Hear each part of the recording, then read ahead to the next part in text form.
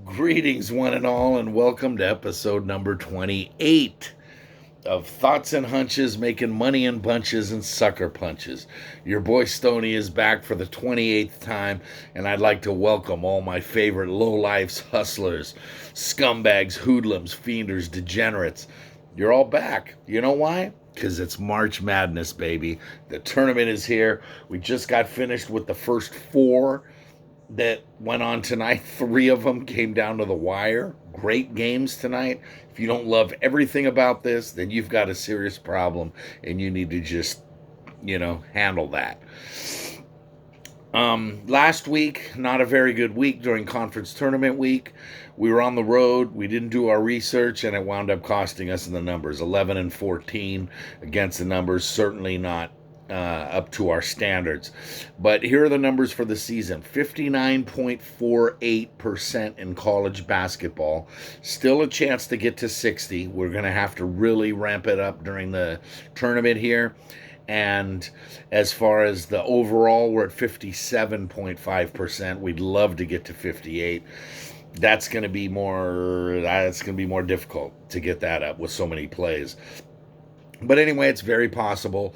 So this is it. This is your NCAA tournament first round matchups going off right here. Okay, so here's the thing. Normally, I would get into a really long talks about each game here and break them down for you. But you don't want to sit here and listen for an hour, right? So I'm not going to do that, right? We've got 32 games to get to, right? So these are all Friday's games and all Saturday's games. The next time we're going to be on the air, I'll be on Saturday night, preferably, depending on what time the last game ends and what time the last number gets posted. If not, then they will be up first thing Sunday morning. But in the meantime, we're going to shoot for Saturday night. That will give you the round of 32 games.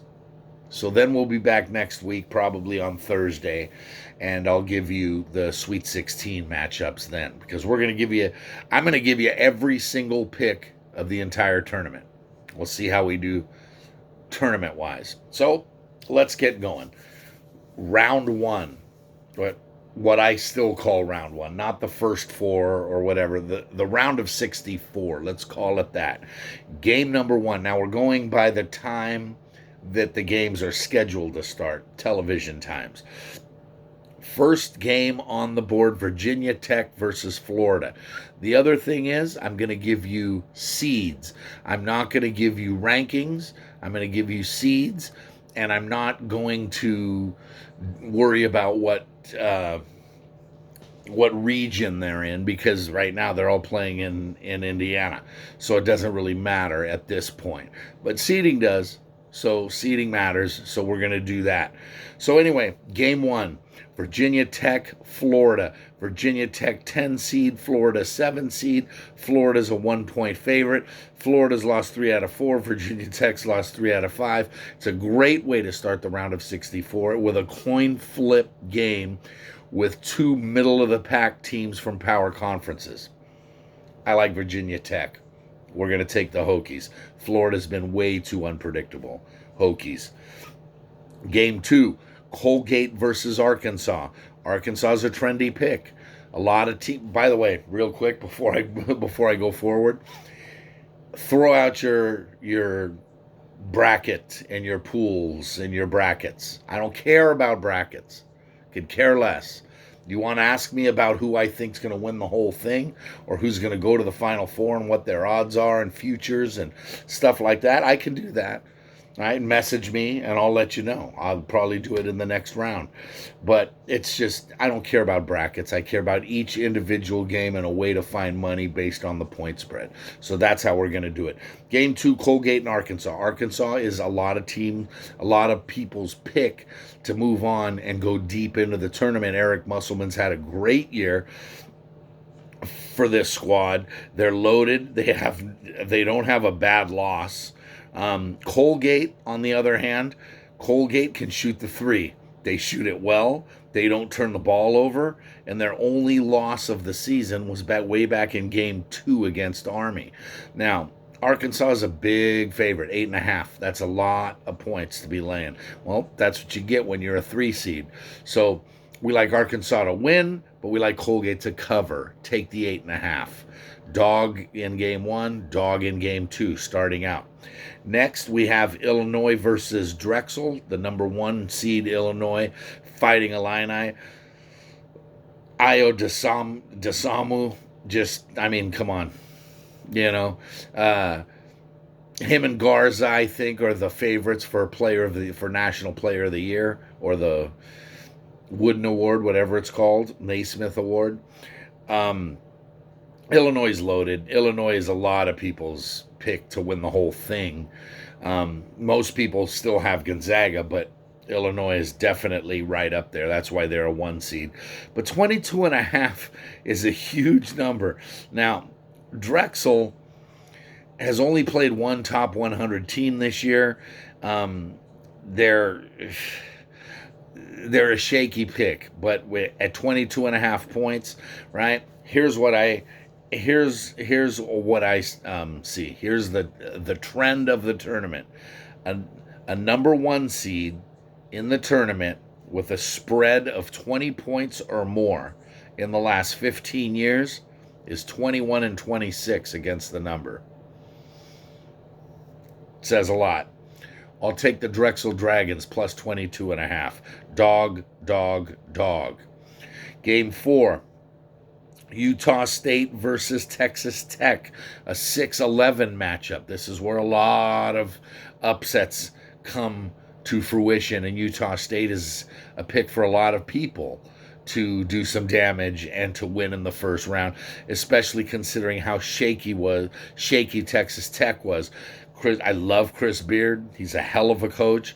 They were in the national championship game 2 years ago, and this is not one of his best teams, but it goes to show how great of a coach he is if he got this team that far. Now, Utah State is big. They're tall. They're very good defense, and I think they keep it close.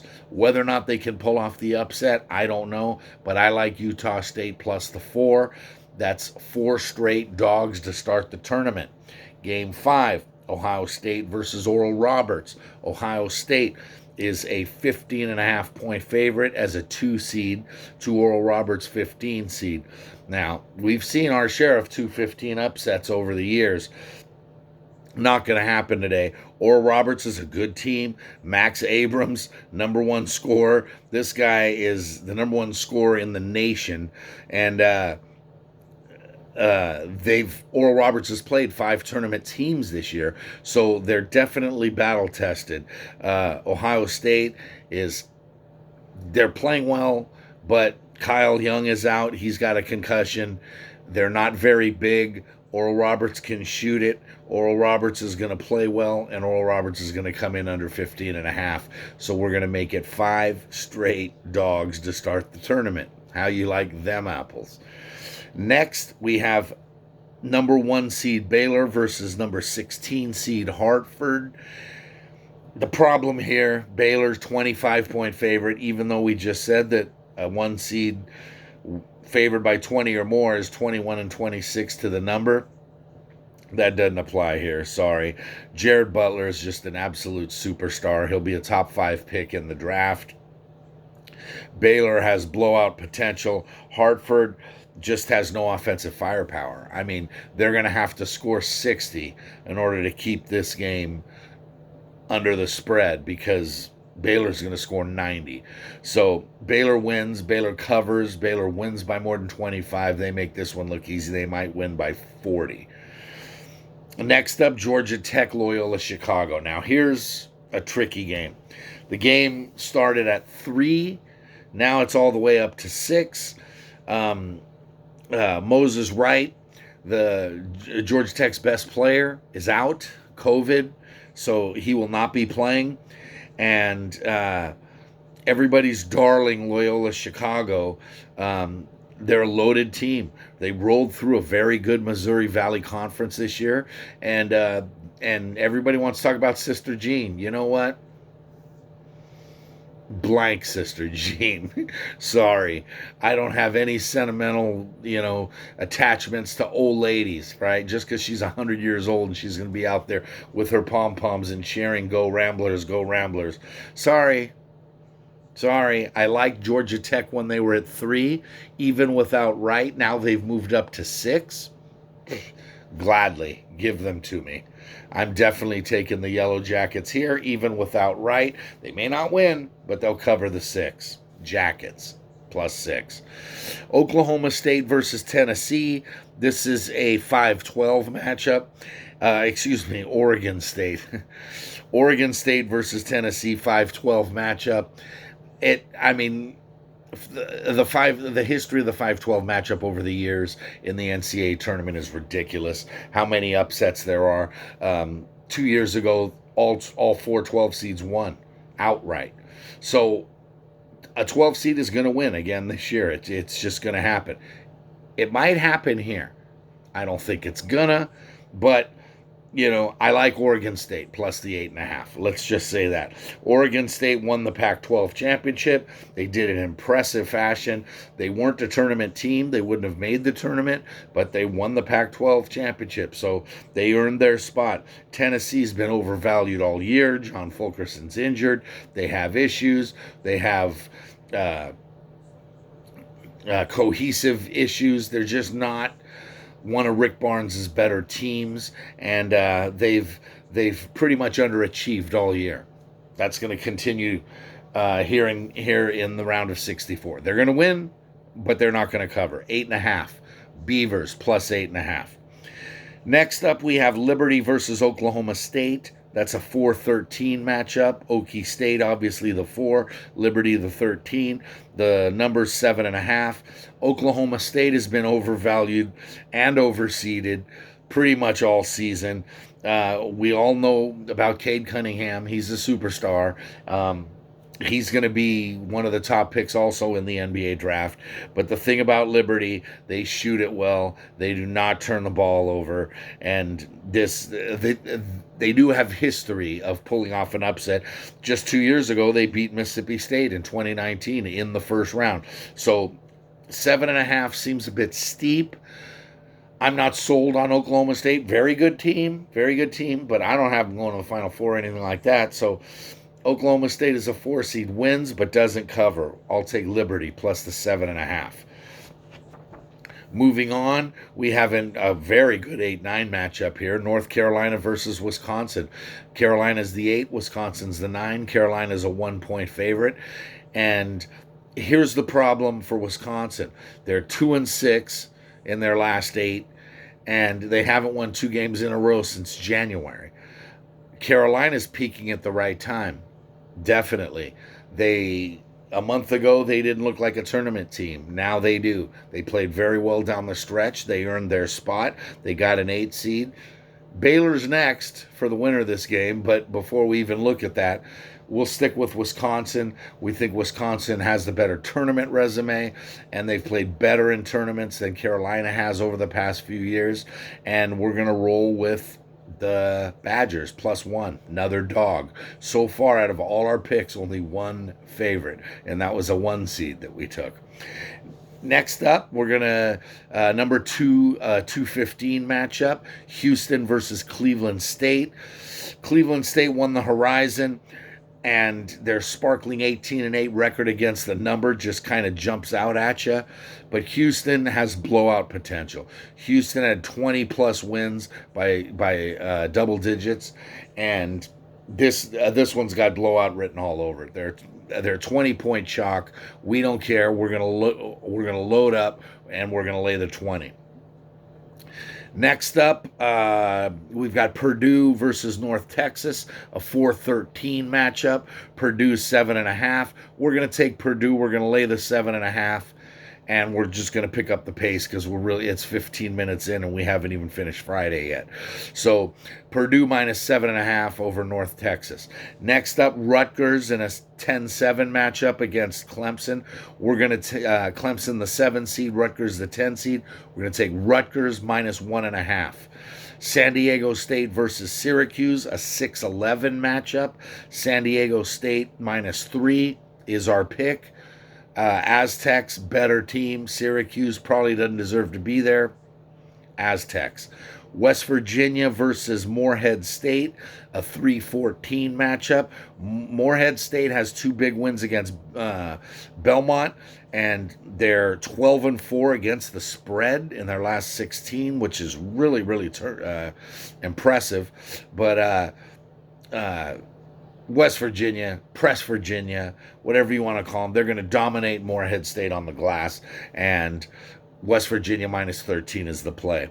Next up, another 5-12 matchup, Villanova versus Winthrop. We are all over Winthrop right here, plus the 6.5. This one has a chance of winning outright. You want to take a flyer on Winthrop, go ahead, but we're going to take them plus 6.5.